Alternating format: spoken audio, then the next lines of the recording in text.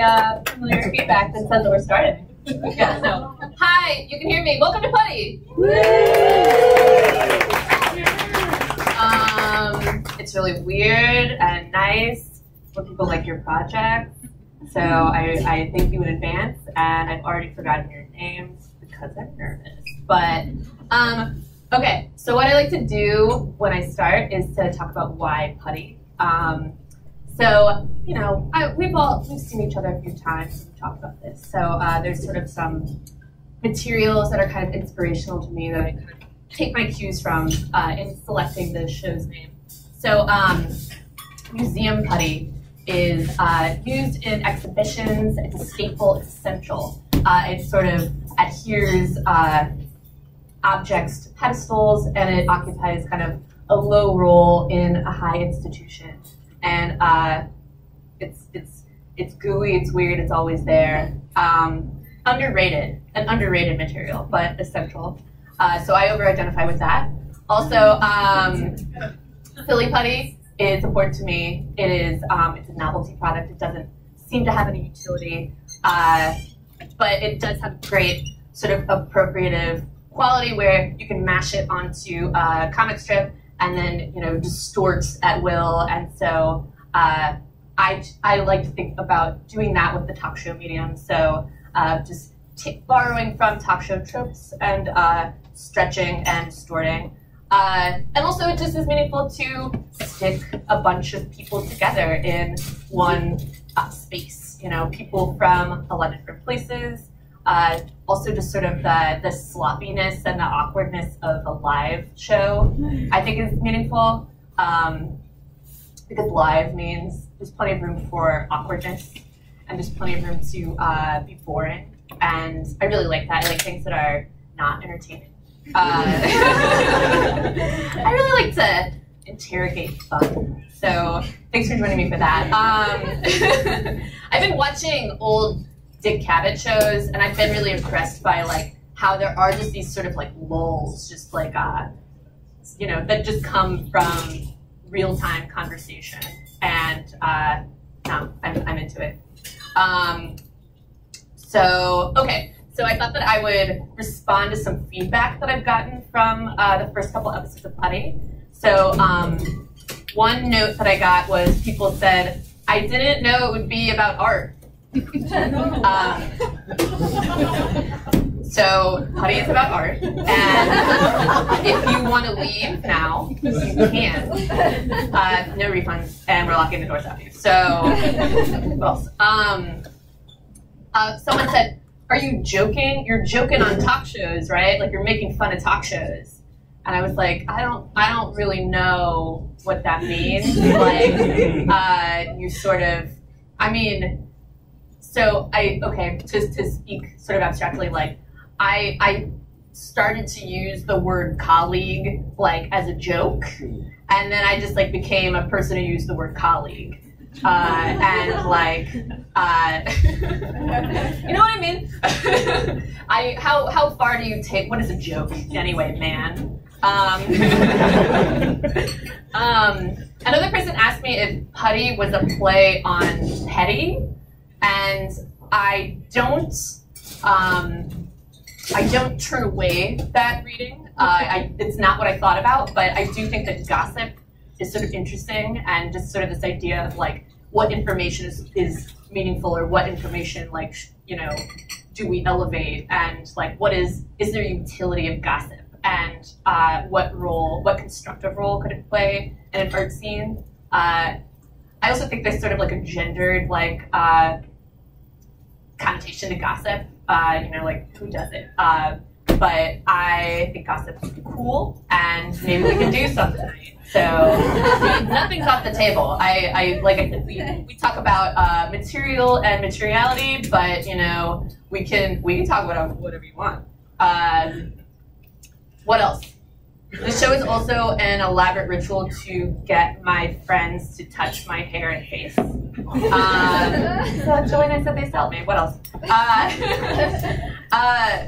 Last time I was here, I asked for a putty cocktail to be designed, and it's happened, and it's here. It's at the bar.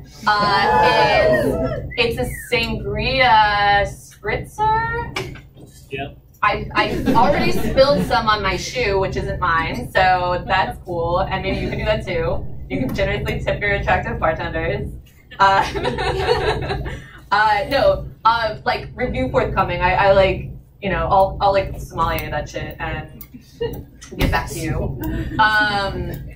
Okay, so one thing I introduced this function last time of the show, which is an object report.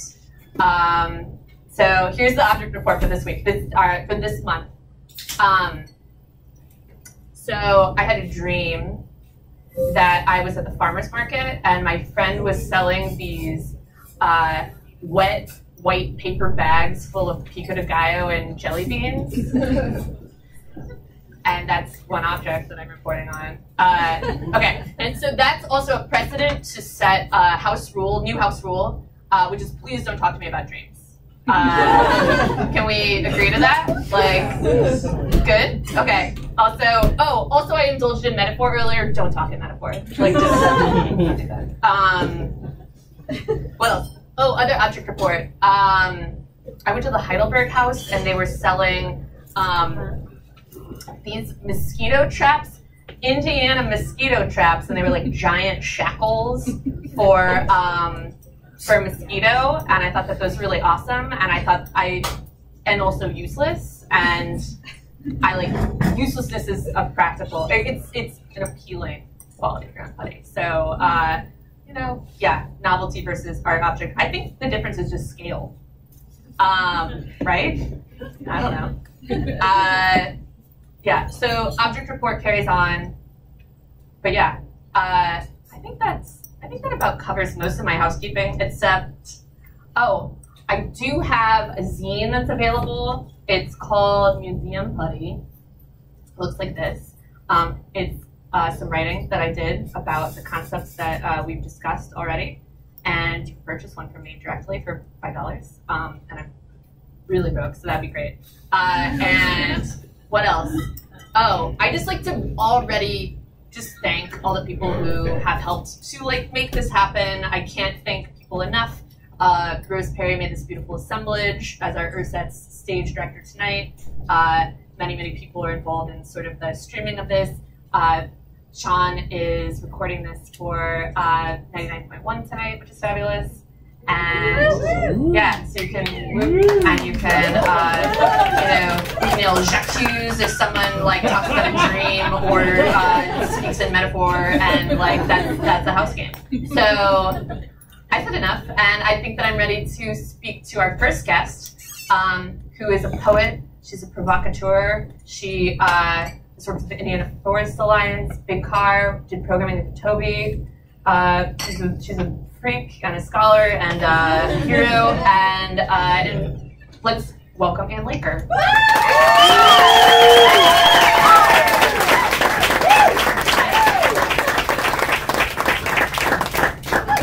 How's it going? It's great, you know. Okay. This is the awkwardness of life. It is great, Erin. Can we hear you? Yeah. The first thing I'm going to do is present you with a gift. Oh my god. This is also unprecedented. No one's ever given me this particular type of toothbrush. It's a free toothbrush. It's so beautiful. From the front lawn. Wow. That's where I choose them. Yeah, get with my travel accoutrement.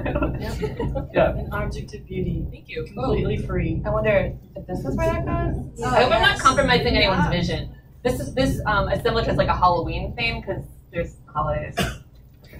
Totally. Yeah. Thank you for coming on the show. You're welcome. So we met over hummus the other day, and that was really nice. And we just sort of talked about maybe some of the things we'll touch on this evening, such as I like to start by asking people's favorite object. Well, it's really hard not to say a purple velvet skull. Especially when it's offered up to you, so in such a way. But I'm going to say right now apples, because I was in Gary, Indiana, and we stopped at a stoplight. There was a gas station, but there was this apple tree that was just totally gravid. I was like, we're pulling over, we're getting an apple. Free snack alert. And then it happened again when I was riding my bike on the country road. I was like, this apple tree, we've got to do some harvesting here. You're truly a poet. Thank you. I just can't resist a free apple. Right. Free is like a really meaningful like dimension for a favorite object. Yeah. Just yeah. What is your favorite object, Erin? You're asking me. No, okay. So I like to think that it's something like more aesthetic than what I'm going to say. It changes all the time. Like there was this really incredible curtain in my house that was like black gingham with like a rickrack kind of like edge to it that was there when I moved in, and I was like, that's my summer thing. Like it's like country goth, and it's like I was like, this is gonna inform like what I do now when I live in this house. But what really is my favorite object is my date book that I use. It just I carry it and I open it and I use it constantly. And your analog there was with the date book. I'm pretty analog. Yeah. And full reveal, we sort of talked about how that's kind of date keeping and kind of this like the tangible planner is also a meaningful part of your practice and your everyday habits. Why, indeed it is. Oh. So I just want to show you guys. This is a little tiny date book that I kept when I was 15. It's from 1985. So now you can do the math. You know how old I am. You were not born. Maybe David was. But so it started out where you might have done this too. You write down, oh, there's going to be a party.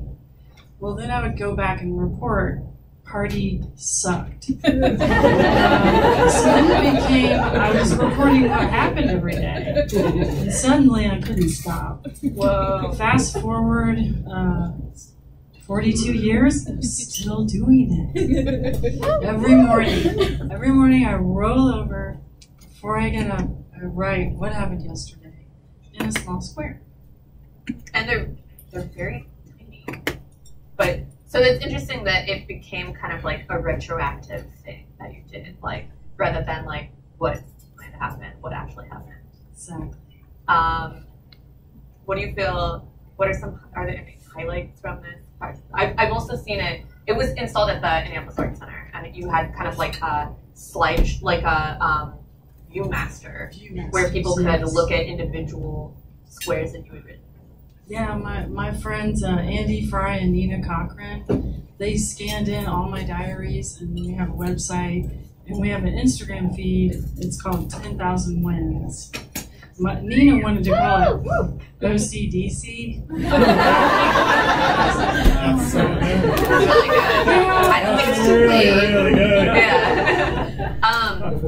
So that's interesting to me because I kind of I definitely like to think about lists as art and list making as art, and also just sort of the focus on your handwriting is pretty great.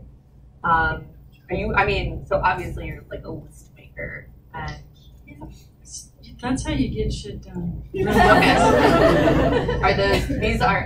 When I got my planner, it was definitely to sort of be the habits of an effective person I knew. Okay. And Aping is good. It's a good verb. It's a great verb. Can I read you one of my diary entries? Please. Oh my gosh. Yeah. Okay, this is from April 4th, 1994. Beautiful and boring day. No one is giving me the go. Watch videos. No phone calls. Get tax check. Wait for sun to go down. Get lemon at grocery store. That's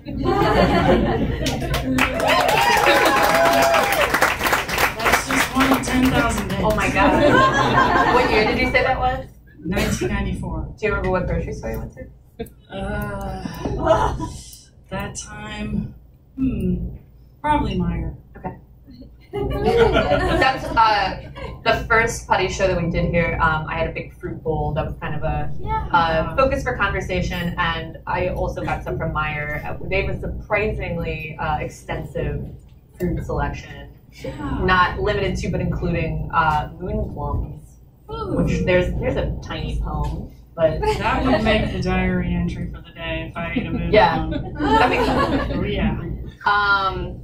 Yeah. So we kind of talked about habits and how you sort of like, you picked up this habit, and I'm curious to know like where it falls in your day, like when you write, if there's a specific space in which you do this on a regular basis. Yeah, I like to write when I'm half awake. That's the best time.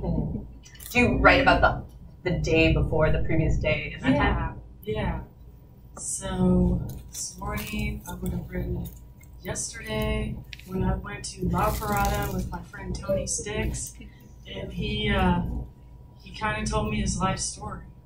So that was a big one. But I made the diary. The interesting thing is that you really distill it, you really condense it, so you can't say more than that it's his life story. Right. Or I had to limit myself. This was like Twitter before Twitter. Yeah. Limited. Although I heard Twitter is like expanding. Isn't that sort of disappointing? Yeah. Right. I also am a big fan of pens. You can't do this if you don't have the right pen. So that falls into the object report. What is the right kind of pen? A Pentel fine point, and I have 7 different colors that I rotate on different days. That does sound really OCD. I don't think of it as I don't think OCD is a negative quality. Thank you. Yeah. So, do you have any good habits? Oh my gosh. I mean, other than like, I have this belief that if I don't touch my phone every 20 minutes, something bad might happen, but I've never tested it, so. That's a lie, I'm not touching my phone. But I want to. You can touch mine. Okay. So, habits, places where we write. What is the right place to write for you? I like to write when I'm writing Indigo. Oh, wow. There's a ton of poems right there. Do you ride Indigo often? Since I got a job where my office is 1 block from my house, not as often. But I also love Greyhound buses. Oh my God. Amtrak, Greyhound, the writing is just coming right out. Yeah. And you don't find that the sort of the bumpy, the bumping of the bus interrupts your writing? No, man. It's good. It's good. Yeah. I used to play a game on Greyhound, or at least I proposed a game for Greyhound, which was anytime anyone would say, "I'm never taking Greyhound again," you like drink a full beer. It always happens. Well, I had my first kiss on the Greyhound bus, so what are you gonna do? You told me, just continuing to talk about plays, and you mentioned that you had at one point hoped to be the poet in residence at another type of situation where people hang out in vehicles, the drive-in. Which drive-in? Oh, Tibbs Drive-In. How many of you have been to Tibbs? The fact that we have a healthy 4-screen drive-in in our city, that is the best. I don't care what else you say about Indianapolis, we respect our drive-in. And I wish I could spend every night there. It's incredible. What do you imagine your sort of duties being as the poet laureate, the poet in residence? Yeah. Yeah, man, I would go and I would get into conversations with people. I would look very closely at the concession stand and describe the food there. I would smell the dust. I would breathe the dust, smell the dust. I would watch every sunset.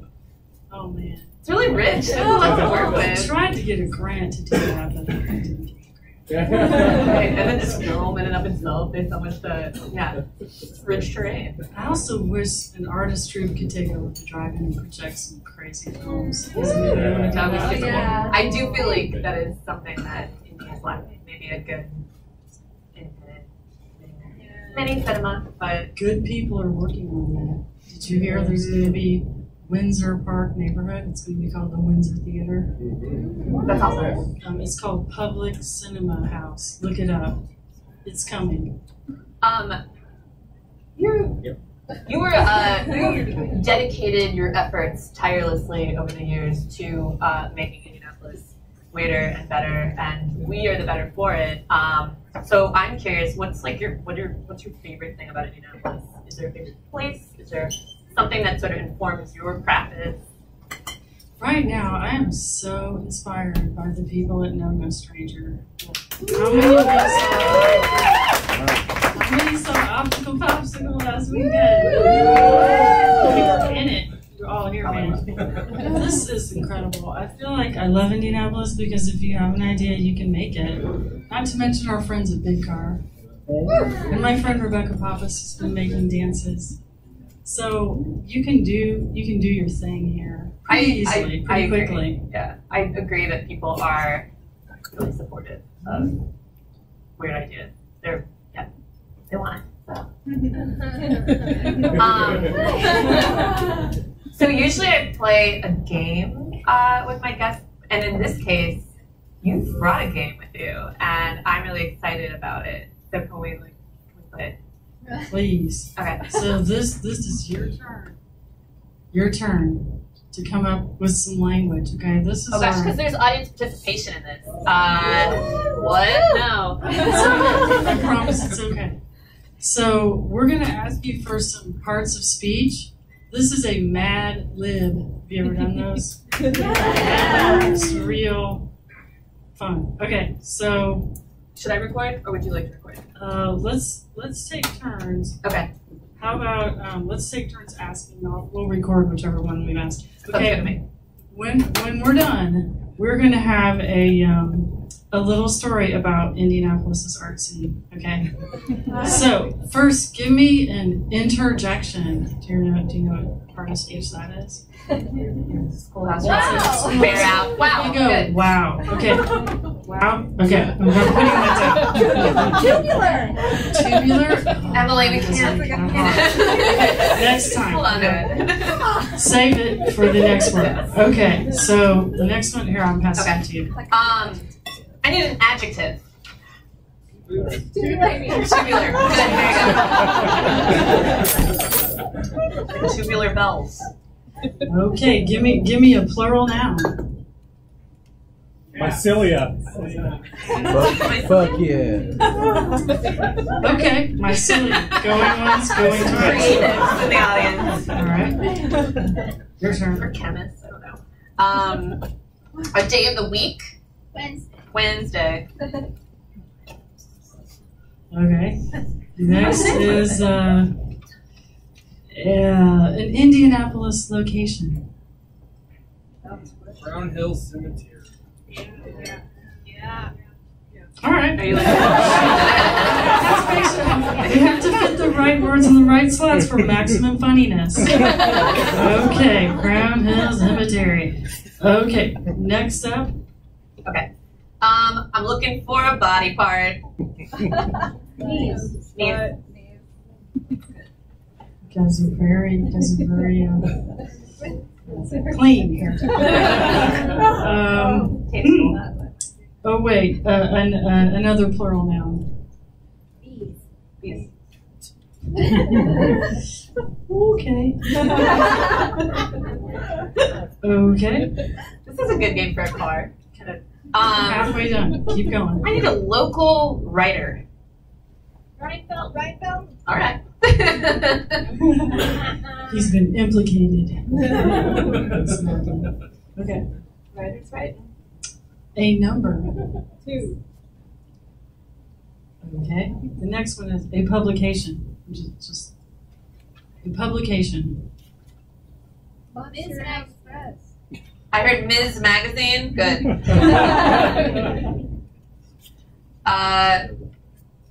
Holiday. Halloween. Understandable. A noun. Neil deGrasse Tyson. Maybe I'll put that in a different Indian slot. Okay, that's fine. Neil deGrasse. An art medium, like, you know, whatever. Pick your art form. Paper mache. Ooh, paper mache. Dig in there. Okay. A brand of alcohol. Svedka? I don't know how to spell that. You're gonna have to. There's 3 Okay. V's. Now we can't read my handwriting. Okay, you spell the alcohol. Meanwhile, I will ask you for a snack food. Cigarettes. Writing it down. Okay, well, you're Verb. Lunch. Lunge.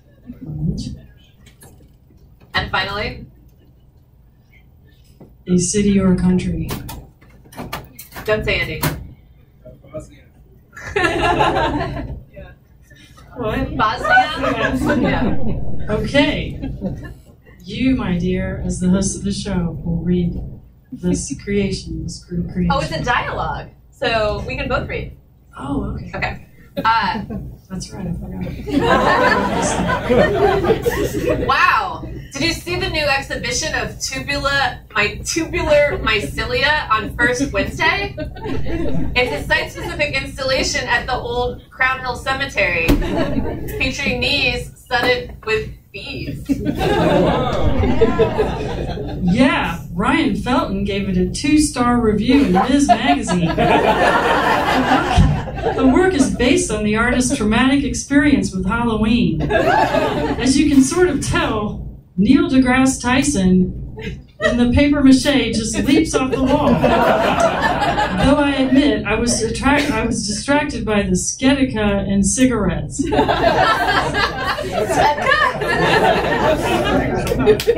Well, I wish it had been more interactive. The show really made me want to lunge. Well, I'm glad you didn't. Pretty soon, I've heard the artist is moving to Bosnia anyway. Oh my gosh. And Good job. we did so good. This was a great game. Yeah. Thank you so much for talking to me. It's a pleasure. Thank you for all you do. Yeah. Thank you for playing.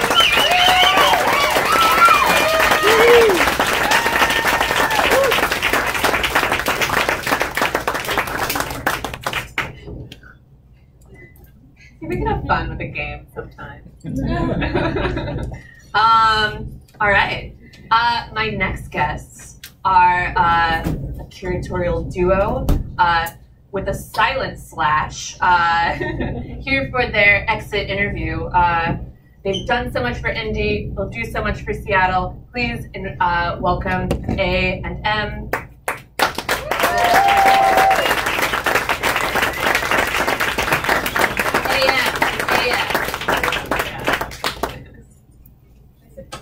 Please. Okay. Thanks for being on Putty. Thank you for having us. Would you like a microphone? You can each have one. Is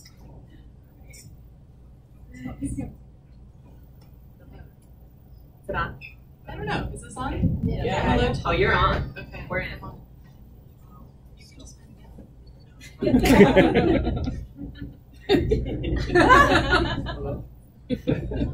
You can pass it. Thanks for being here. Thanks for having us. I'm Elizabeth. I'm Michael. Yeah. Yeah. That's right. Okay. And to clarify, A silent slash am. AM. AM. It's not Yeah, hard. Michael came up with the name. I don't know. Mike, would you like to be culpable for this? I did come up with the name. Lay any or no cards on the table as to your decision with that. I don't know. We, at the time, were living east of Meridian Street, so that's anti-Meridian. But really, names are best when they're not explained. So AM can be whatever, I don't know. gosh, I spent so much time explaining my name. Oh, I'm sorry. No, I mean. Well, and I think I was nervous. I worked at the I think I felt like I had to have some anonymity curating outside of the museum. So I think it was partly that as well. Right. That's why it's not EM. Yeah, the A is for anonymous. Right. Which is what most So yeah, so AM is your curatorial practice outside of the institutions that you work with. Could you like sort of just briefly recap the Syntax Season project, which is how I met you and number one fan. I was a number one fan and then I became a friend. And isn't that nice? But yeah, isn't it nice to transition from fan to friend? Yeah. But, yeah. Do you want to talk about Syntax? No, I would prefer you. Okay. Syntax Season. It first started, Michael and I moved to Indianapolis from Chicago, I guess, over 2 years ago now, and we, I guess, picked up on a lot of our friends who were making art up there, using language, thinking about text, but also in their work kind of deploying like a kind of visual grammar or like a visual syntax in their work. And so we had sort of a little Rolodex of artists back in Chicago. We came down here and saw a few other artists who were kind of interested in similar themes. Right there. Yeah, that guy. So yeah, and I think Michael and I are both, when we were in Chicago, part of independent curatorial collectives up there, and so I mean, speaking to the point that was brought up in Anne earlier, like really, it is easy to make stuff happen here. It's like there's just so much space, things are cheap. It really takes very little. You just need an idea, and we were lucky enough to meet Ben and Janine at Print Text, who housed us in this crazy idea that we had. But yeah, I just wanted to make some shit happen, and so conceived of this. I think it was like a 9-month long 8-artist exhibition solo show thing, and so each artist got their own solo show at Print Text, and it was great. It was super fun. Yeah, with the hope of instead of having one group show that would bring all that work together, we thought, well, this way each solo exhibition can do more work, but then that the group exhibition actually happens over time rather than in space. And it culminated with the publication at the very end that we worked on with Ben and Janine at Print Text, so which existed with as a catalog of the exhibition, but then also as sort of a kind of penultimate kind of new exhibition with a lot of other artists outside of Indianapolis, outside the Midwest, outside the country, so kind of expanded the scope. Yeah, and kind of across time. Yes, too. yes, yeah, totally. Were there any highlights of the Syntax Season shows for you personally? I thought the Alex Tippett show was incredible. Jesseka Brain Twins, right? But yeah. It's hard. I wish we had images or something. I know. Maybe that's just well, we can paint them with our words. Oh. Which is, yeah. Well done. Can you spell that? Yeah. You go. I'm talking about Highlights? lowlights. All right. That'd be a more interesting question. Like, what was the lowest point of that project? Yeah. The lowest point was before every show, just praying and hoping that people would show up because we didn't know anyone here. So, and this was our way of like trying to get to know people. So when artists would come down, specifically the artists who would come down from out of town to do a show, and then we'd be like, "Fuck, is anyone going to come to this thing?" They don't know who this person is. Highlights, I'd say, were working with. Like we knew some of the people, but there's a lot of people we didn't know, and this was our opportunity to like get to know them and to court friendships with them. So. And it was really great in turn to sort of like see those partnerships and friendships kind of expand, where like GPC and you partnered with, to kind of have like there was like an opening, and then there was like a performance event, and that just kind of like. Good dialogue. Yeah, and I wish we had done more of that. I guess that's a regret. Right. What you asked. Let's talk about a regret. Full of regret. I have no regrets. So yeah, you have an extended dialogue with this Chicago community, and it's been really cool to, grow more meaningful relationships with people in that world. I was going to bring up, so I've been a big fan of the Bad at Sports podcast for a long time, which incidentally is an art-based conversation program that I understand that you're somewhat adjacent to. And I wanted to kind of like talk about your relationship to that, and also, yeah, best practice for art talk show. Question. What's the best question I could ask? Maybe that's the question. Go off the script. Who's interviewing you?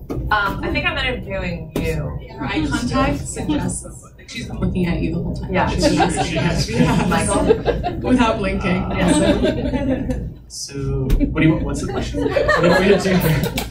Bad at Sports is a podcast out of Chicago. Yeah. Duncan McKenzie, and then a guy who I don't know quite as well. Obviously. It's on the radio. They're going to hear this. It's fine. I don't actually know the person, but I know Duncan. And they also run a blog, so you can, like I've submitted writing to the blog a couple times. That's the extent of my... Sometimes I get emails from them, but I don't think I'm supposed to. I've sort of attempted to import some of their techniques, some of their approaches, and I was gonna say one of the less fun ones that they have is a game, oddly, which is called Term of the Volume, where they interject sort of a term that's relevant to the artist that they're interviewing, just work, their sphere. So, like for instance, they were interviewing the Floating Museum, as I was telling you, and they talked about monuments. So that's an unfun game that like I could import verbatim. But I was going to ask you guys to invent a game for Putty. Did you invent a game? Do we get to play? Yeah, we could probably play. Do we have to play? You don't have to. Do you like games? I love games. Oh no, games. Michael does not. Okay. What's your favorite game? I mean, it's a game for every occasion, Okay. you know. I am a sucker for Scrabble. I guess I just like language. Okay, I don't know words, letters. I don't know. I mean, games are world building. You know, I think that's what I like about games. What's the world of Scrabble? The dictionary? I don't know. It's just it's low ceiling there. A lot of rules. I don't know. Catan is also fun. Oh gosh, that one is exquisitely boring. It's fascinating. Michael, what's your least favorite game? When I was much younger, I used to play a lot of Dungeons and Dragons. So I did a lot of role playing. And I don't want to play it anymore. No. But I still think it's super fascinating. It's really long. It's super long. Yeah, but it's, like you are world building just through speaking actions into being. Like it's kind of amazing. Can we do a world building? What's the Putty world building game? What are we gonna construct? This conversation. Okay, you're right. This is the game. This is the game. We're LARPing. We're How- role playing right How do you score? now. How do you win? It's not competitive. Oh. We could play Fuck, Marry, Kill. Yeah. We had one idea. Well, we have two ideas. So I'm gonna circle back to that. The second one's intellectual property, so you can't actually have it. It's too good. the game that we don't have to play, we were calling Feel of Fortune. Is that what it is? Yeah. Feel of fortune. Feel of Fortune. And it would be, you basically, you need a magic 8-ball, and then you do a tarot reading with the magic 8-ball. It was a lot better when we were just talking about it. All right. Yeah. So, we're not going to play that game, don't worry. Well, the other game is actually just a self-serving thing because we're moving to Seattle on Sunday. And so the other game we came up with is called Free OBO. And many of you might know that OBO is it's a Craigslist term for or best offer. And So, Michael? So I have a 17-foot green metal awning, just the frame. There's no canvas on it, and I desperately need to get rid of it. So And we have 2 it's bikes. free.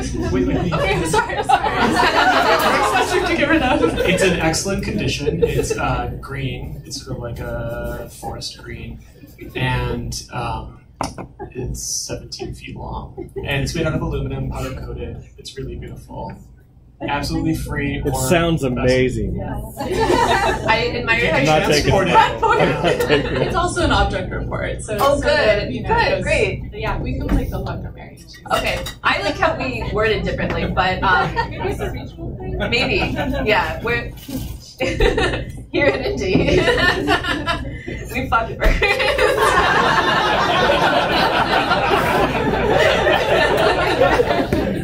Anyway, so I thought that we could play Fuck, Marry, Kill with different, just non-sentient materials.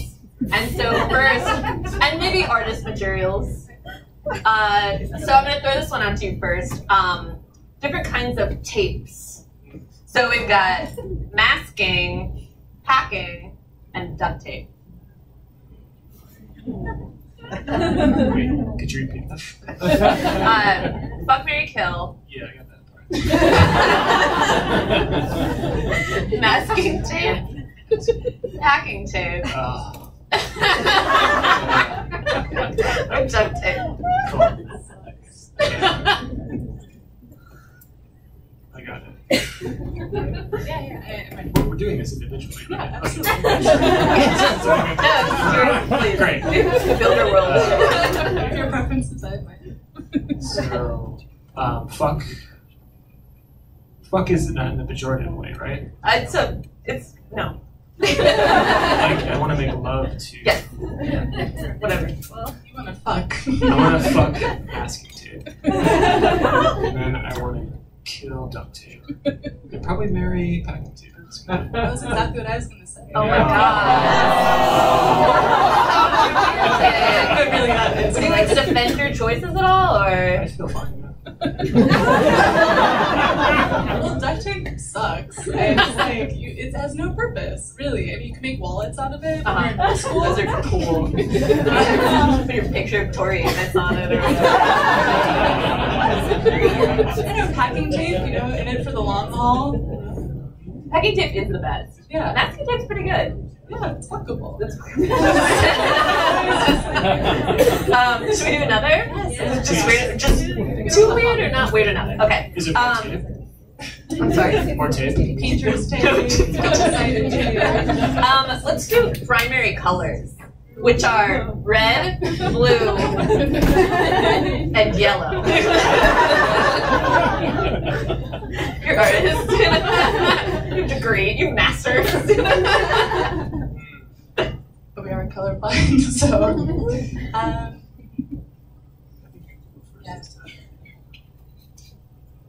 But no kidding. You know, I think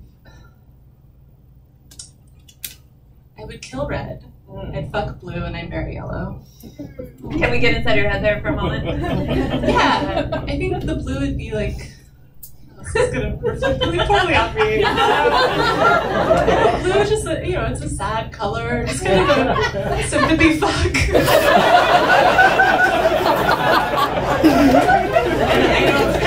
Yeah, it's like, you know,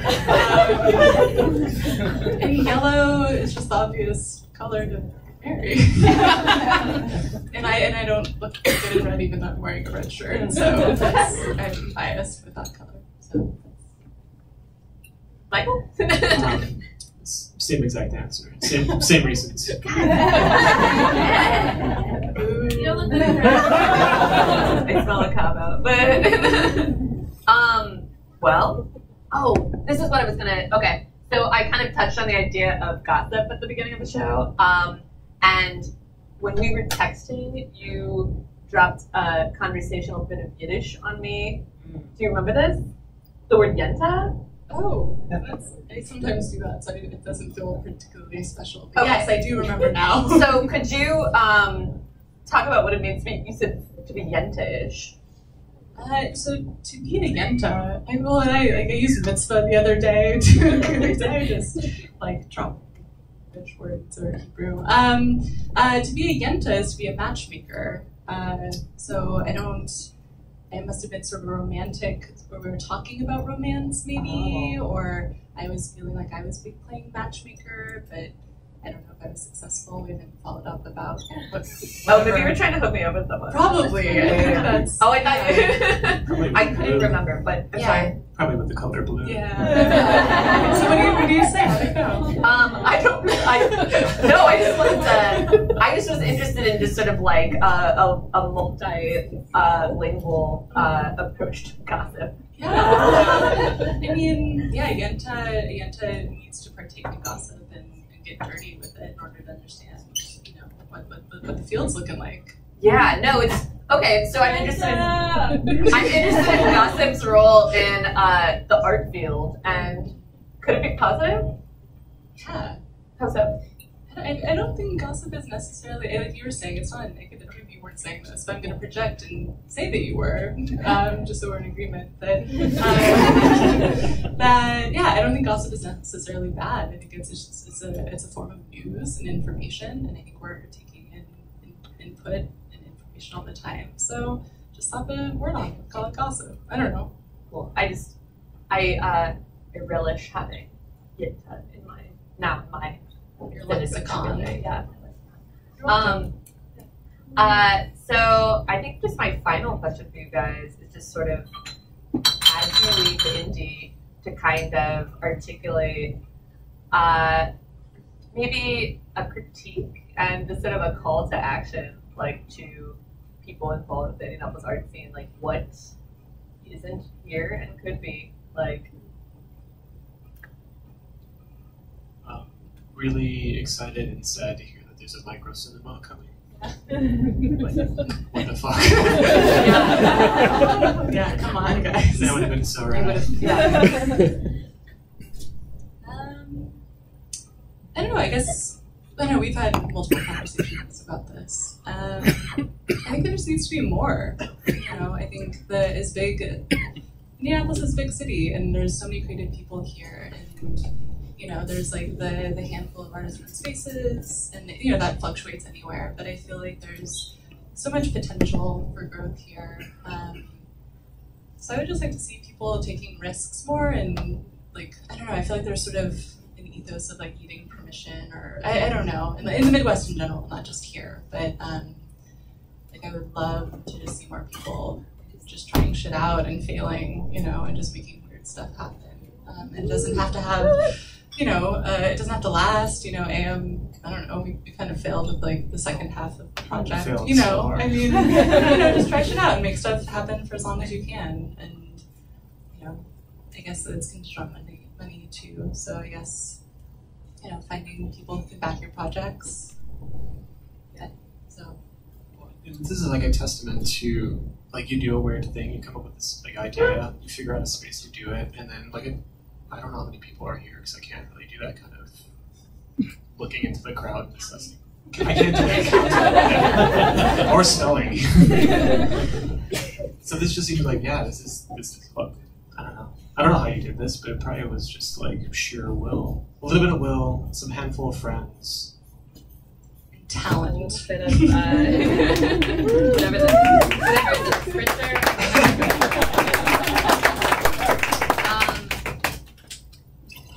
Okay. Well, thank you so much, guys. Thank you. Yeah, it's been real.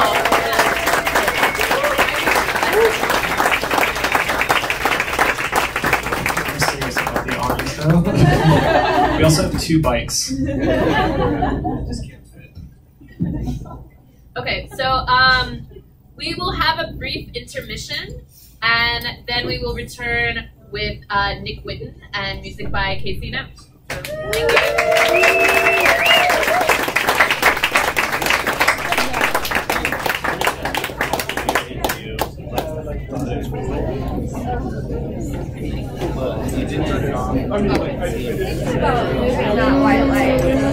Go ahead. What's up? Oh my god.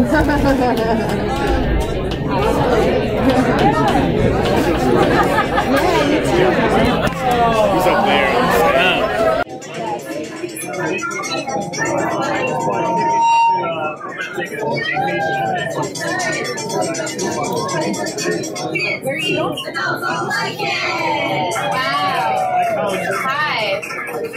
Hi, yeah. Break's over. Hi guys, welcome back. I'm excited to be here with my cultural correspondent, Michael Runge, and we're going to be bringing you our cultural calendar called What Do We Do? Yeah. Take it away. Oh, so Mike, there's a young professional meetup at New Day Meadery with in-house psychic Carolyn next Wednesday. You're supposed to bring your monster resume. Okay, I'll put it in my calendar. Near East Side Diversity League meeting at La Parada, sponsored by Salesforce. Chips and queso only. There's an evening of collective introspection at Kuma's Corner, sponsored by the Butler Poetry. Talk loudly. Backed by popular demand, Baby's First Pub Crawl, an event for new parents, Sunday at the 10th Street corridor.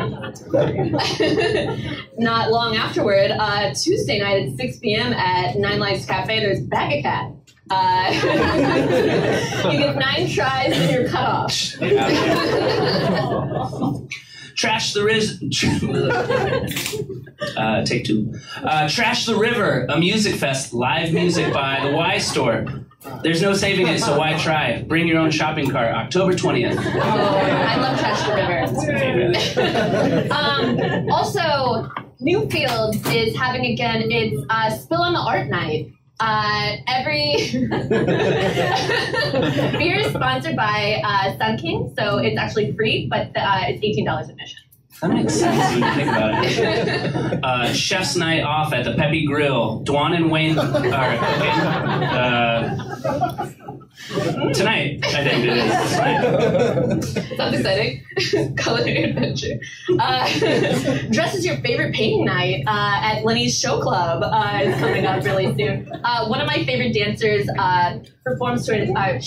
She wears an Anselm Kiefer number and dances to How Soon Is Now. There's lots of straw, lots of burlap, and lots of fun. Oh, that sounds like my kind of night. That's all I got. No? Oh. There we go. Well, okay, here's all you need to know. The next Putty is coming up Wednesday, November 15th.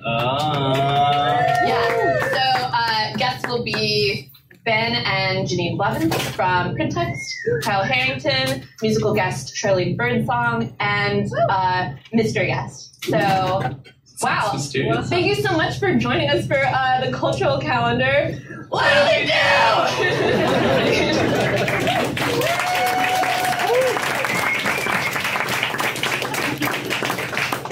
Cool. I'm happy to plan your next several months for you.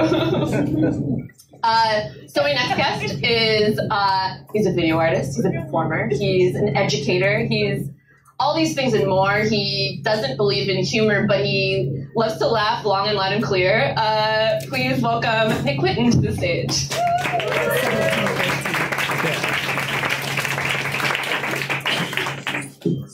Hi, Nick. How about the closest? Oh, we have the video. Oh, is there going to be a video playing? I thought so. I think, cool. Yeah, that's exciting. So we hear you? People in the back. There it is. Okay, cool. Yeah, there we go. Nick, I'm going to go off script here and mention that your name rhymes with Nick. You just flip that W around, so that works out. And I asked you earlier if you think about that much. Is that the kind of thing you think about? A lot in elementary school when other students would be like, your name rhymes with Witten. So. Cool, good. I like to just bring that back to haunt you. Whatever I can. So can you tell us about the video that's currently on the screen? Yes. Okay, so if you'll turn your attention to one of the 2 monitors. This is a pink silicone rake that I casted. That is me in the green suit, and I am either dancing or fucking the rake. So, you want to go with that? It's been floppy. Yeah, it's fun. And so it's just me. It cuts back and forth. There I am. It's got lots of great noises. Is there a title? Yeah, on stage, off stage. Okay, cool. I recently watched all your videos, which is great. No, it really was. And I appreciate that you deal a lot with, they're long videos, Yeah, and there are moments of humor, and there are moments of boredom, and I really feel like that kind of lines up with this project, and Yeah. so I'm just interested in your relationship to entertainment, particularly as a video artist. Oh, yeah. Okay, so my relationship to entertainment probably go to like a personal side. So here's some back history of my life. My father is an undercover police officer for 30 years. The reason why he became a police officer was because of the movie Serpico. So like, yeah, in a sense, like his whole entire life is derived off of one movie, and every single day he performed a person that wasn't himself. Before that, my grandfather made his living golfing and playing poker and was an alcoholic, so again, like another performer. And before even that, the reason why my family's in Indiana is because my great-grandfather got 8 women pregnant, got kicked out of town, and he was also a drunk. So as you can tell, a lot of masculine performativity is in my life. That's so interesting. Yeah. Yeah, so that's, performance. Cool. That's what maybe it is. So I wanted to kind of like tease out the distinctions, because your videos, while I said, they're not fun, they are funny. Yeah. And I just kind of wanted to like talk about the distinctions between like comedian versus kind of like clown versus performance artist. And I feel like this is kind of like a spectrum. Yeah. And I am interested where you feel like you land on it, or where, like yeah. Oh, shit. Okay.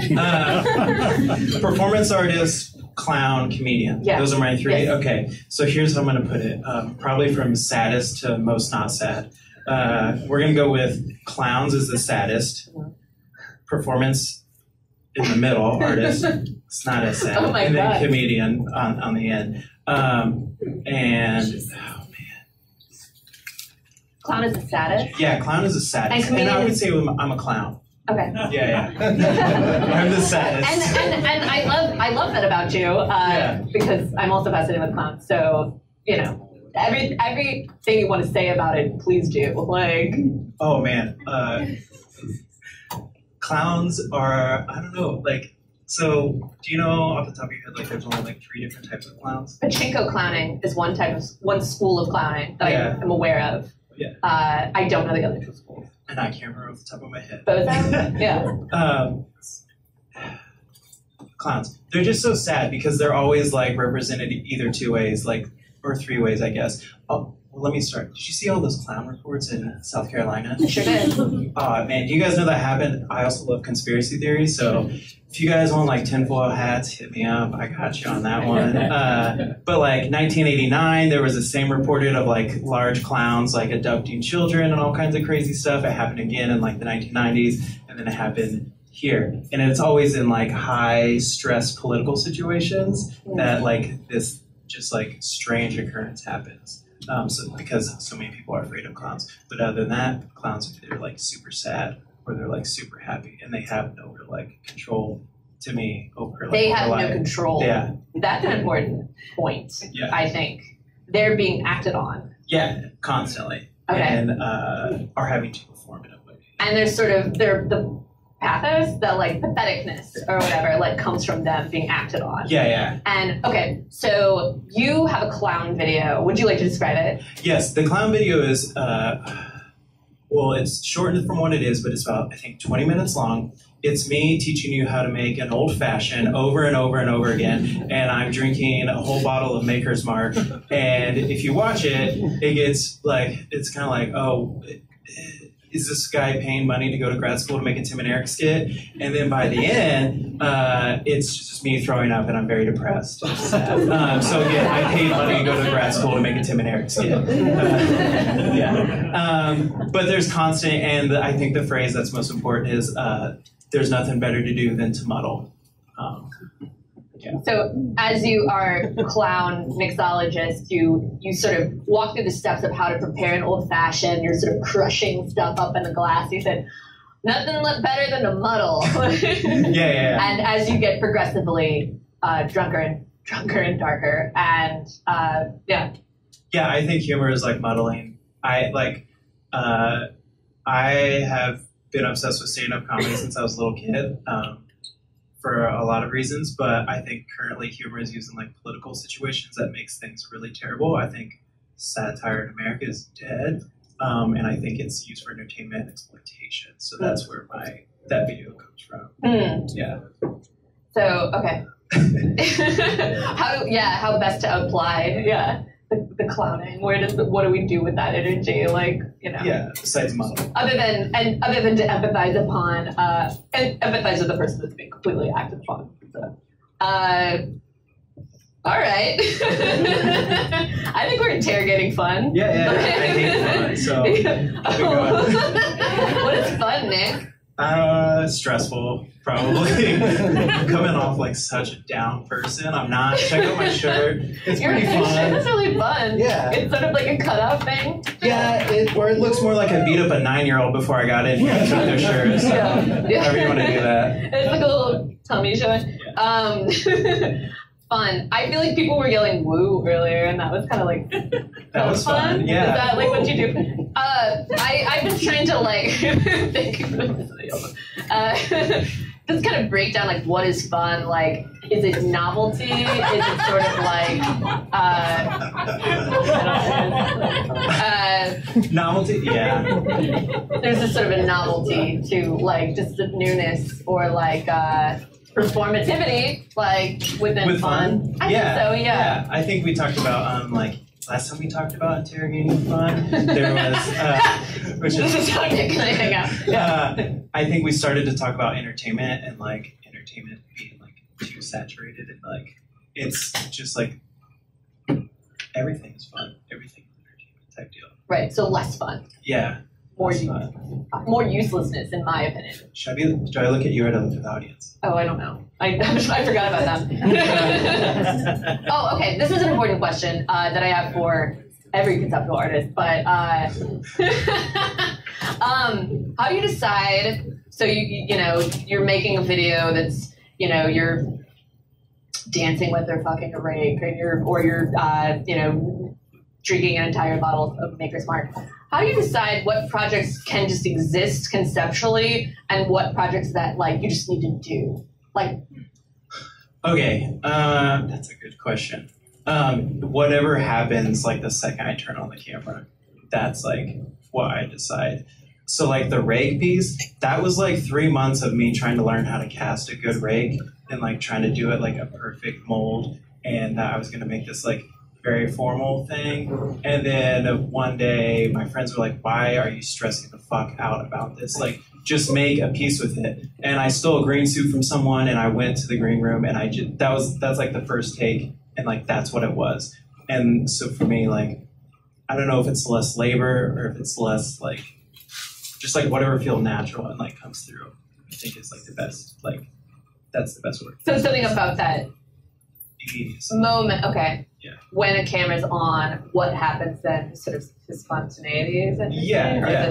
What is picked up in the documentation? Yeah, and I guess the decision before the camera turns on is just like, I'm trying to think of how to word this. So sorry. These are the long pauses you're talking about. Yeah, no, I relish them. I think it's just like, I will probably like beat an idea to death, like a dead horse on the highway, over and over again. And then when it comes to actually shoot, I'm usually stressed out and I'm usually behind. And so whatever just happens. And that's like, I think it's like better than anything else that I'm like plan out or build or make. Right. Yeah. Okay. So planning's out of the picture. Yeah, for the most part. And okay. Yeah. I think that helps get to the heart of it a bit. Yeah.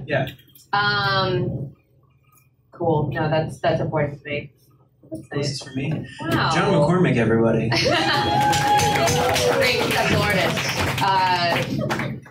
Can we talk about weird dude energy? Oh yeah, we can talk about weird dude energy. and performative masculinity. Yeah, where do you want to start with that? Seems to be a concept that you circle around in your work, and I'm fascinated by where you begin to locate it. You could start by talking about the print maybe that you made that I have. Is it the? Wouldn't it be nice if there was this one? Yeah, it would be nice. Describe it. Which one is the one? The Monster logo energy. Monster and David Letterman. Okay, yeah. That sounds good. So I'll back up from there, and like again, probably weird dude energy comes from my dad. So, backstory on my dad. He only drives 1977 and to 1989 Chryslers, big ass cars. He only cuts all the necks out of his shirts. He cuts all the bottoms off. He spray paints his boots gloss black. And he also spray paints his cars flat black. So, like, my interest in weird dude energy comes from the fact that, like, I don't know, last time I saw him, he sewed 2 playing card patches on his sleeves. He's like, check it out. I got these at the head shop. They're Death Aces. And it's like, why is the undercover cop at the head shop?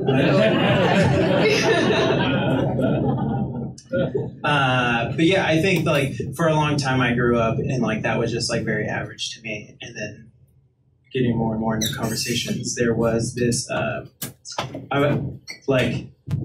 people like especially in like art schools, like, oh, like masculinity, like we're tired of hearing that conversation. And I have this like 12-year-old attitude about things where I'm like, yeah, you're telling me that that's boring, but I want to see if there's like anything else to it. And like I want to try to push that further. And like being like a kid that was like, I don't know, I was like a suburb skater, like did a bunch of nasty stuff when I was a kid, and like a lot of that was just my life without any realization. So I guess that's where like my weird dude energy interest comes from. Right. Yeah. Just say the things that are one's own. Like just sort of, you know, what other voice do you want to import, or are you going to like just work around formality or something? I don't know. Yeah. No, it makes sense to me. But so can you talk about ways that you've played out weird dude energy in my artwork or just in general in life? Okay. In your artwork. In my artwork, okay.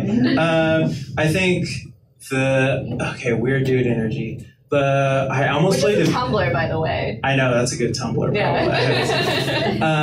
I was gonna play a video, but then Danielle, she said fuck no to it. So sorry.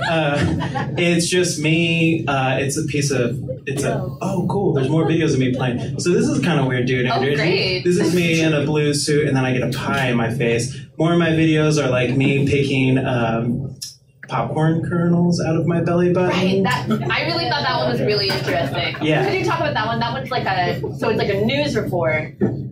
Oh yeah, for my thesis work?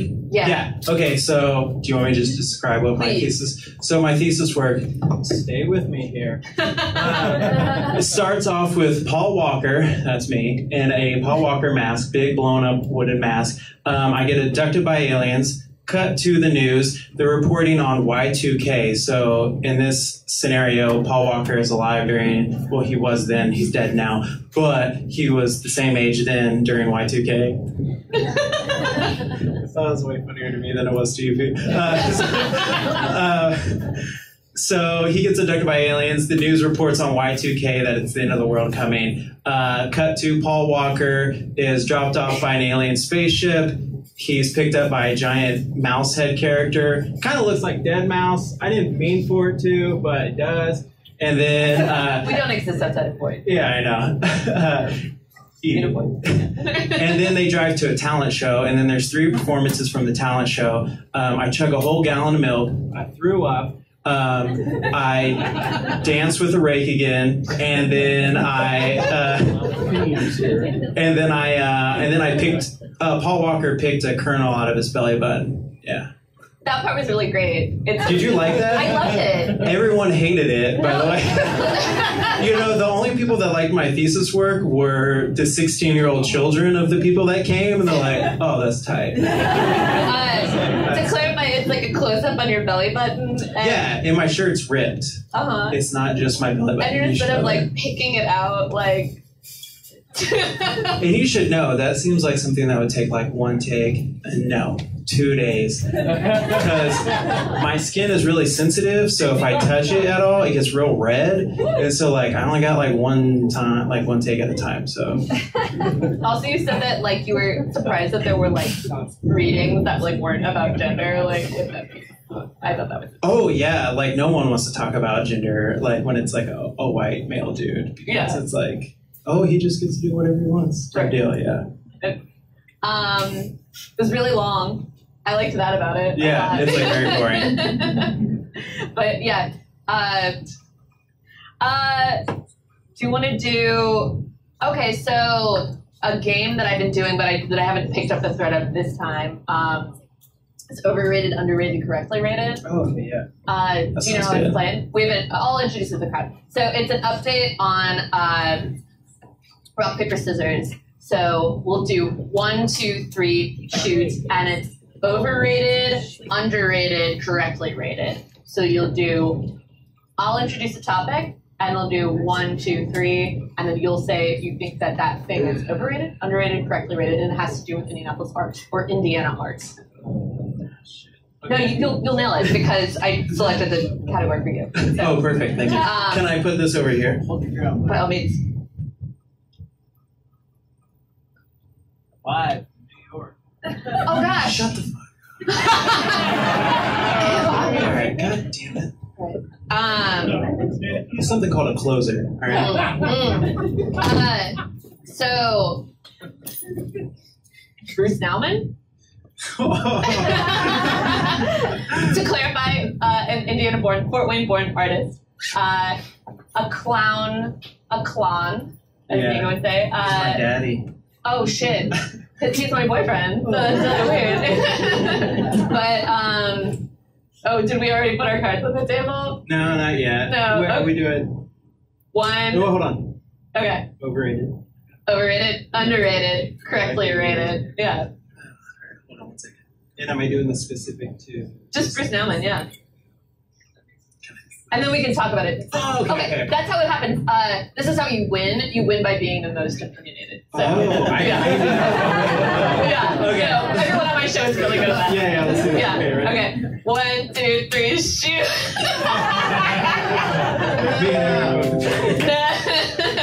No, Bruce Nauman rules. Yeah, he does. Do you want to talk about his work? The only way I want to talk about his work is that anytime I try to do anything, someone's going to come up to me and go, "You like Bruce Nauman?" And I guess, I don't know. Like, sure. That's. And you? Yeah, no, I just feel like he's an Indiana artist. Well, I doubt he would claim Indiana. He was born here. Yeah, he was born in Fort Wayne. And we get to cling on to that stuff. Yeah. Like, nah, you're ours. But I think he's correctly rated. Yeah. He's because in the sense that he's pretty highly rated. Yeah, really highly rated. He's highly regarded. Much talking at all. So. What's he do these days? What's your favorite project that he's done? Or the most informative? You. Those are 2. You're right. Which one do you want me to use? It's your fave.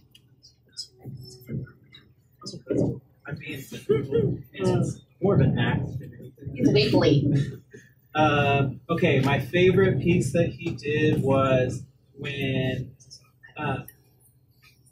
It's on. Okay, cool. My favorite piece was when he got TV actors and he got theater actors, and he asked them to lay down on the ground and pretend that they were melting into the floor. And so they were both trained in 2 different ways of acting. And like TV actors were like, melting into the floor. They didn't give a fuck. And then theater actors, they were like having like convulsions and like they were freaking the fuck out. So that was a good piece. And then I think, oh man, which one's my favorite? I don't know. Clown Room comes to example, like mine. Right. Yeah. Clown torture. Clown torture. Yeah. So that one. Right. Sure. Yeah. Okay. Nick, I like your art. You're getting better at texting.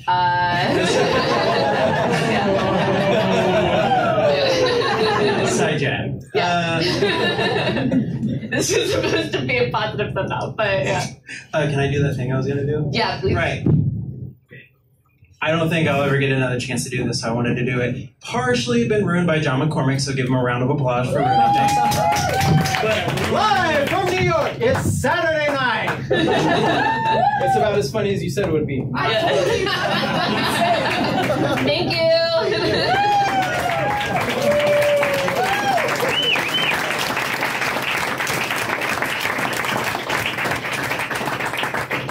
Cool, we did it. Okay, my next guest is a musician. Is a great listener. He's got a funny shirt on tonight, and I think that he's excited to show it off. Can we please invite one of my favorite purveyors of the genre, foxcore, Casey Now.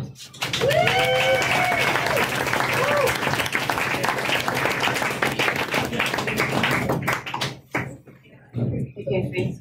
It was there was some French music playing when I got here, so I would like to say bonjour tout le monde. Oh. Oh, my shirt. I'm a trash bag of roses. The typeface is sticks with it. I know. Oh, that's a thing. No, wait, no.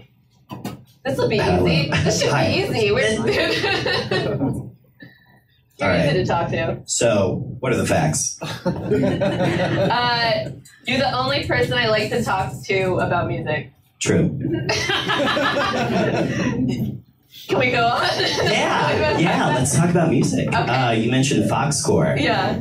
What about foxcore? Let's talk about foxcore. When I was asking you to turn in your blurb for Putty, back on this chair. No, I fall right out of it. It's a plant stand that has a yoga mat on it, but it's the curtain's there. But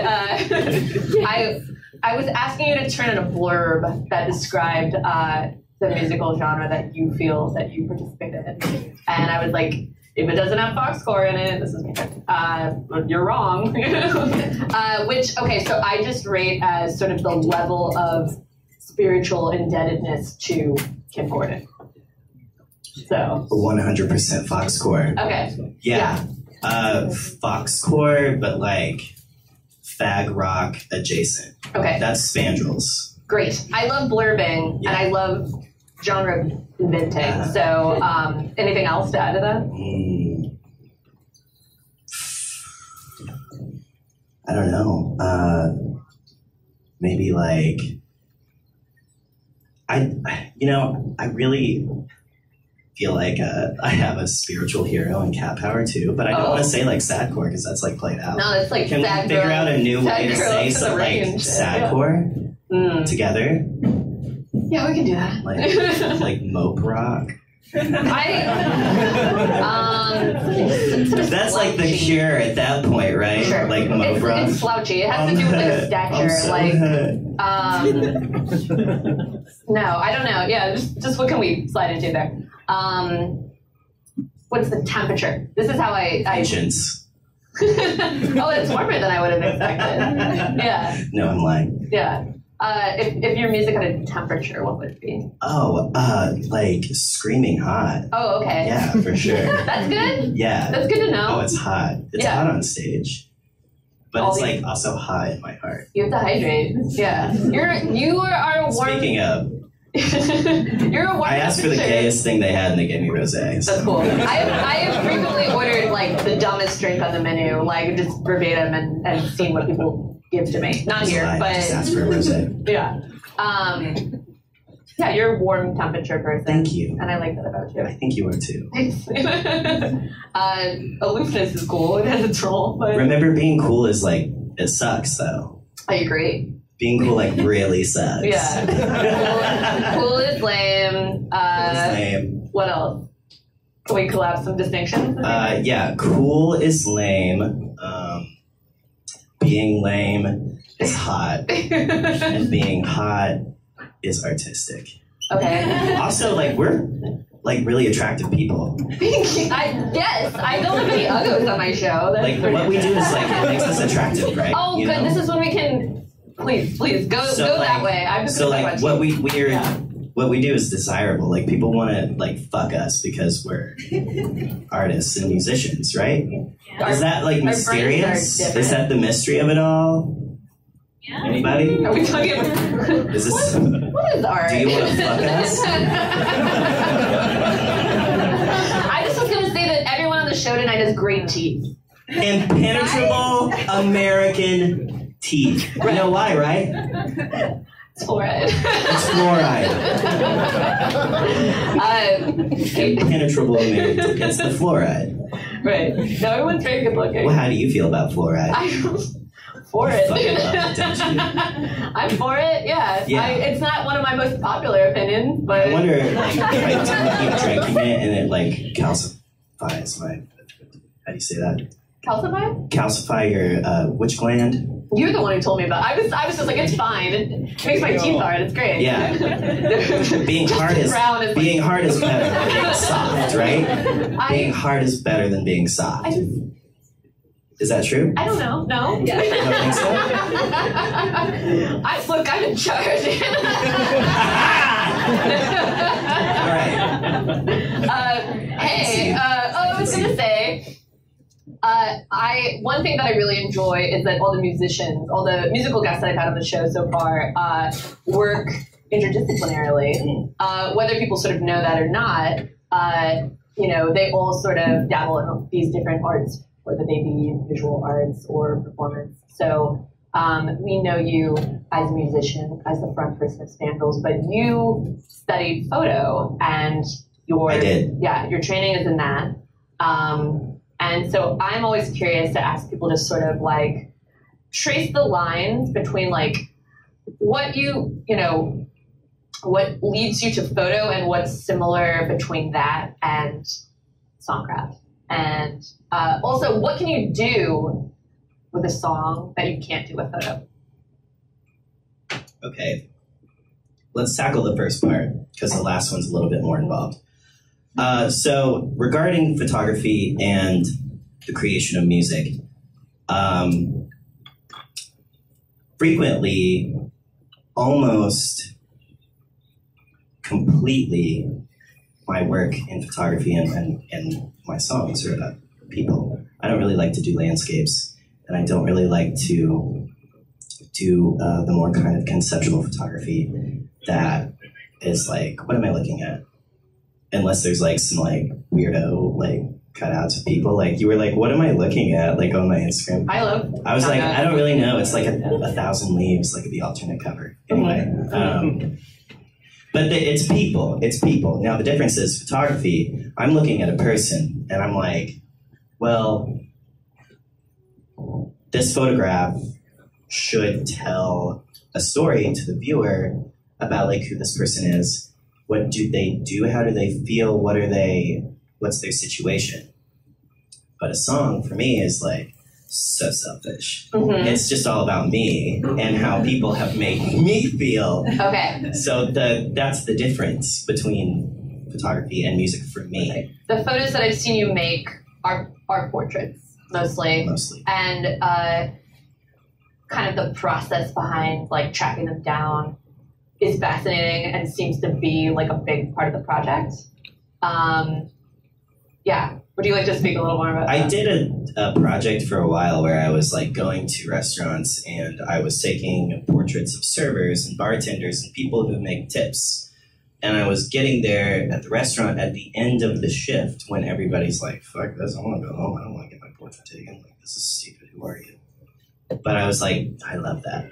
Look into the camera. Because they like don't want to be there and they're tired and they like just like poured like, I don't know, like some lady was like, can I get a water with lemon? And you like forgot the lemon and now she's pissed at you forever.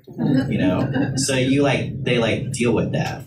So you read that, or at least my hope was that the viewer read that. But what I did was I took away their name and I just replaced it with like the amount of money they made that day. So it's like a little song and dance, but at the end of the day, it's like, yeah, this is your job, but you're like, it's like low key, like performing for your money, but in a very specific way. I guess I connect the dots as it just being like a type of storytelling. And I mean, with your music in particular, it's definitely a more abstract version of that. But it's interesting to hear you say that maybe you don't like sort of adopt other voices. You feel like you sort of, it's just sort of bald. I've never written a song from another person's perspective in my entire life, and I don't know how to do it. Yeah. Maybe I'll figure it out. I don't know. Right. Could be. At least on this record, okay. I don't. Right. I mean, I don't know. There's like certain songs that are like it's nobody's voice. It's just a series of horrific images. Right, and that's the type of shot, right? Yeah. So. But yeah, I mean, we're like finishing writing up our debut record, which has been 4 years in the making. I started Spandrels 4 years ago, and it was like this revolving cast of people for a long time, and I wasn't sure if it was because I'm an asshole or if they were assholes. Turns out I'm an asshole, but so were they. You've been the staple. You've been the person. Yeah, I'm the one. Across the board, you've been the Spandrels. Something about Lord of the Rings, like one ring to you. I don't know anything about that. Let's not. Okay. Cool. Check, please. No, it's good. The fucking lemon. But no, and the album's finally coming out. It is next year, I hope. Okay. Yeah, so we're gonna finish writing it. It's like 80% done. The 20% exists in my head. I know exactly how the songs go. I just have to introduce them. And after that, we're gonna record some demos. But first, well, actually, after the demos, we're gonna release a single. But then we're gonna make everybody wait, because then there's gonna be like actually shit on the internet for people to listen to. So what I do is every time I get a new lineup, I delete everything that we ever recorded, because every time I get a new lineup, it's like totally different. So who are Spandrels? I don't know, but I feel like really good that I might figure it out this time. Yes. It's on your lapel. Okay.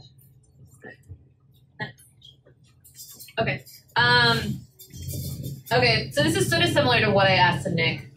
I'm curious about kind of like how do you identify your good ideas versus your bad ideas? And just kind of like we're goofing on the idea of bad art earlier, but what do you keep, what do you cut? Okay. So I try not to cut a song ever, because I'm not a very prolific songwriter. Like, it either happens or it doesn't. And if it doesn't happen, I like literally struggle over the course of months to like make it happen, because I just can't let it go. I just can't let a song go. They're precious. I don't know. Like, I don't feel like I've written the same song twice yet. So until I do, maybe that's when I'll be like, well, I feel like I've already done this before. I can just cut it, you know? That's very particular. That's very particular to type of work. Yeah. With photographs, it's being just unwilling like, to abandon something. Yeah. With photograph, I know it's a bad idea if I look at it and I was like, wow, this is just absolutely embarrassing, and this won't hold up to anybody looking at it. And if they have one question, I will just wither. So that's when I can just be like, we're done. We're done here. I think my final question for you is suggestion of new national anthem. Okay. So, I have a few. We can work with that's already existing. There's there's the national anthem by Lana Del Rey. Oh, which is great. Yeah, it's great. I turned Erin on to Lana Del Rey. You caught she me doesn't want to admit it, but I did. Me at a very susceptible time. Yeah, she was laying on the floor. She was injured. There, my back. Lana was like, "Come into my world." Yeah, draw the curtains. Draw the curtains. Light a candle. Pine over a boy. Do whatever. Who is also your daddy and your drug dealer. Been there. Yeah. So there's the national anthem. There's also like, I saw a meme. Oh, right. Yeah. Okay. It was like, there's the Spangle Maker by Cocteau Twins. That could be it, because you know the Spangle Maker. Someone said woo. Woo. Yeah, the Spangle Maker. Or we could just like call it and just say that it's Cool Thing by Sonic Youth.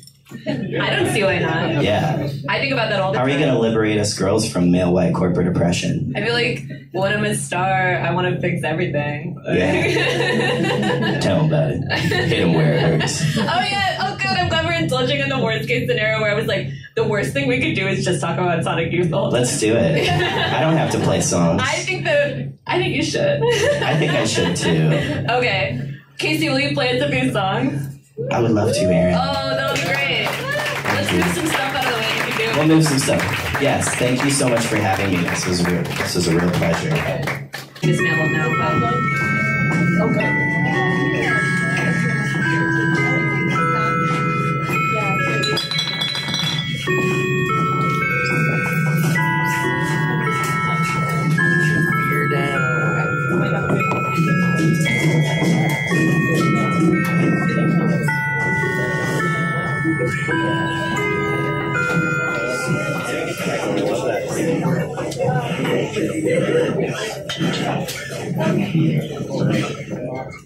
Casey, are you going to play through? Yeah. Yeah, I'm going to play Sounds great. Chair, I just back. I need it as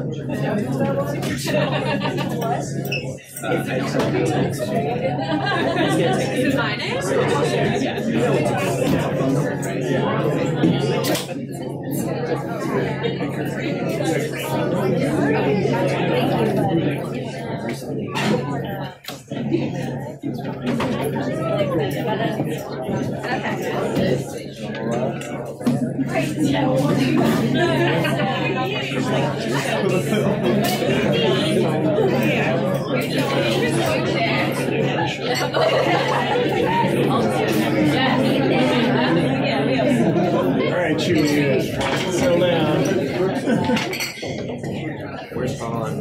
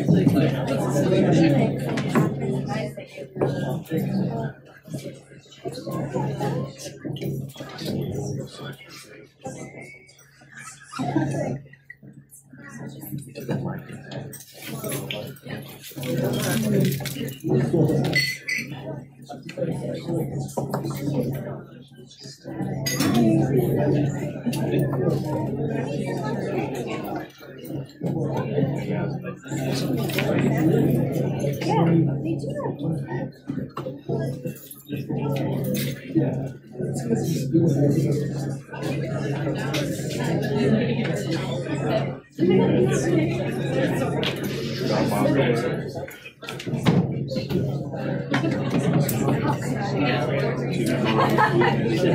so glad it's sort of fun. It's always not the case. Oh, we're LED lights.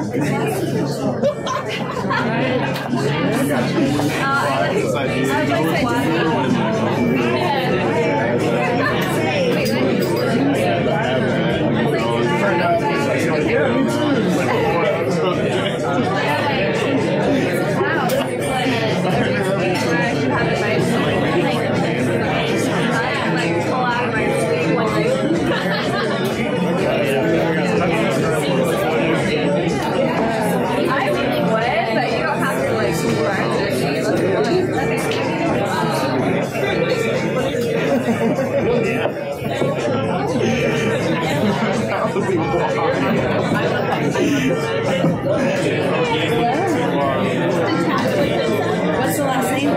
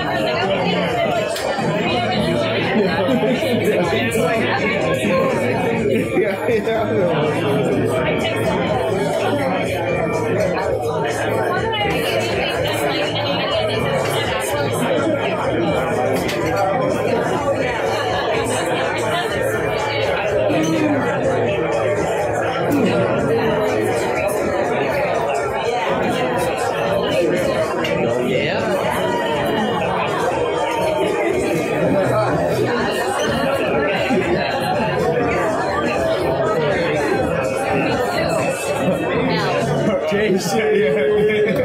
Just in time for Halloween.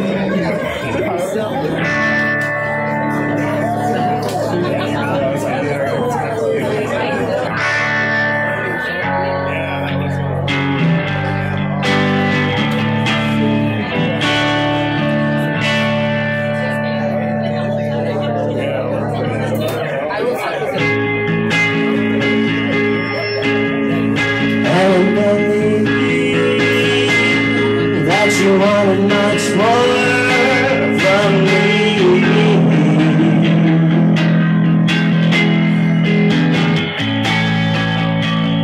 I don't want to love you like you used to do.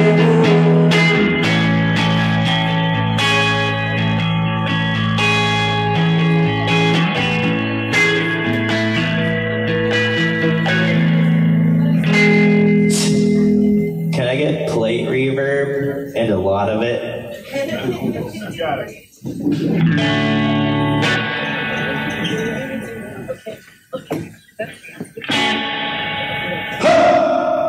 Thank you. Not really. No? You got a backpack.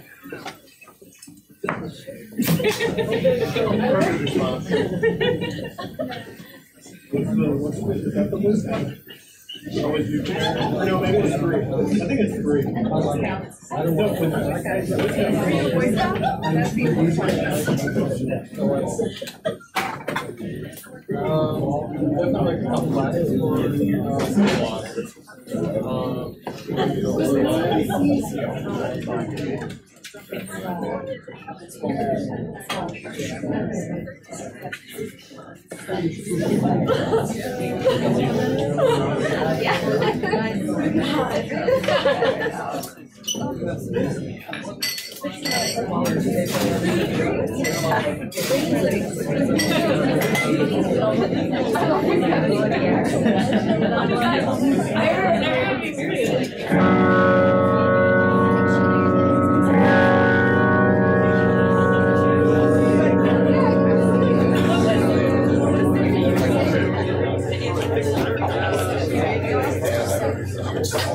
Bonjour tout le monde. In case you know, as you are aware of this by now, I'm going to be playing a few stripped down songs here from the upcoming Spandrels record. This one's called Boyd.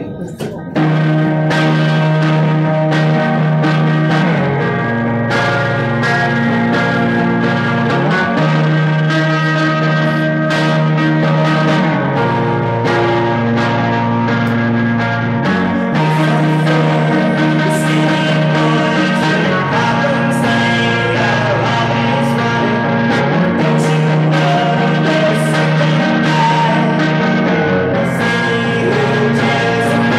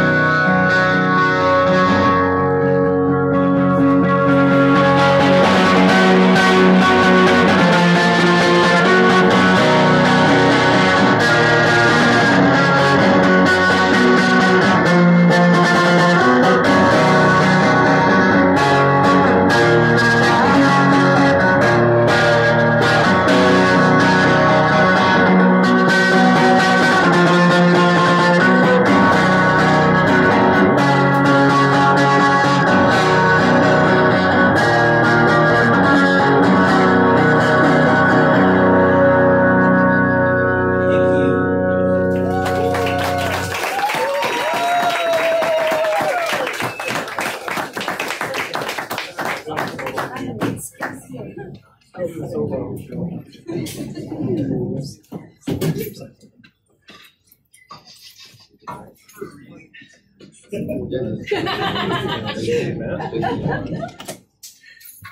was a really great evening. I'm elated to have been a part of it. And later, I want to get to know you and be your friend. Wherever you are.